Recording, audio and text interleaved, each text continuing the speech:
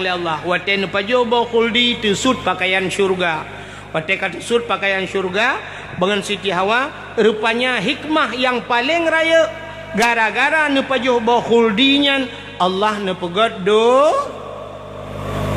kebododoi roko donya dodai kumbu mecehnya re muka anah je begat Allah nu pegat dunia watelih nu pegat dunia nu cok Nabi Allah Adam alaihi salam ngenek katanya Siti Hawa nu putralah udunya waten nu putra udunya dengku rupanya iblis yang naik di dalam syurga keputran sid itren iblis kena udunya wate itren iblis kena nantu ho ya iblis pon thai ya iblis nantu ho ula Pobo ulangit lam dari langit ke putera kena ulang dah ulangit ibu dah iblis hijau ulangit ulaut mampu